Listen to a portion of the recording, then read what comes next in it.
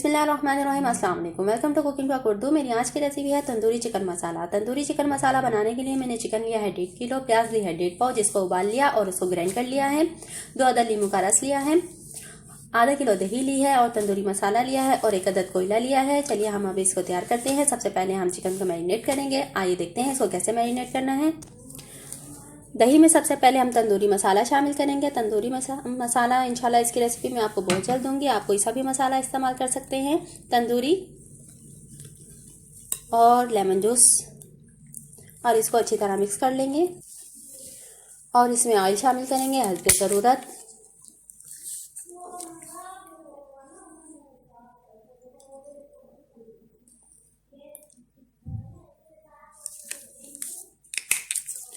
और इसको भी अच्छी तरह मिक्स कर लेंगे।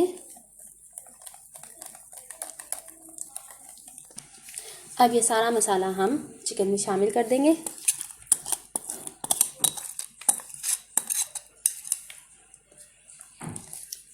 इसको अच्छी तरह से लगा के हम इसको मैरिनेट होने के लिए रख देंगे आधे घंटे के लिए।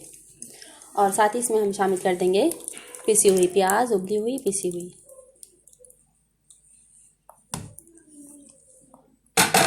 चलिए जी, इसको अच्छी तरह हम मिक्स कर लेंगे।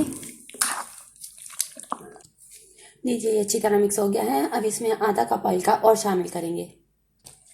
लीजिए, इसको आधा घंटा हो गया है। चलिए अब हम इसको तैयार करते हैं। चूल्हे की आंच जलाएंगे और हम इसको चूल्हे पर रख देंगे इसी तरह से और इसको ढक देंगे उबाला आने तक। और उसके बाद हम इसको आधे घंटे के लिए पकाएंगे या जब तक इसका पानी खुश्क हो जाए। लीजिए, ये पकना शुरू हो गया है। अब हम इसको चिकन भी गल जाने तक पकाएंगे। दही का पानी भी खुश्क हो जाएगा।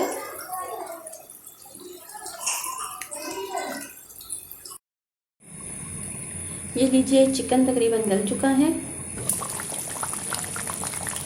पानी भी खुश्क हो गया है। अब हम इसकी आंच तेज करेंगे और इसकी भुनाई करेंगे। हम इसकी जब तक भुनाई करेंगे तब तक पानी खुश्क ना हो जाए। और यहाँ पर आपको कढ़ाई कम लगे तो इसमें ऑयल और शामिल कर दें और कोयले को ढकने के लिए रख दें।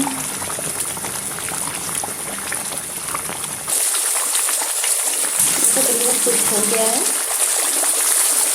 इसकी भुनाई एहतियात से कीजिए क्योंकि ये बहुत छींटा उड़ा रहा है गर्म गर्म।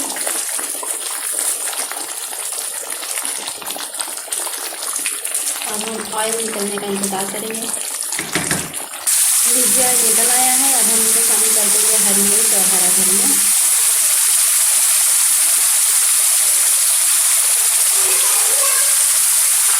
और इसमें रखेंगे प्याली या 2 पीस भी आप रखना चाहें। और इसको रखेंगे कोयला और इस पर डालेंगे थोड़ा सा ऑयल और इसको ढक देंगे। तंदूरी चिकन तैयार है, तंदूरी चिकन मसाला।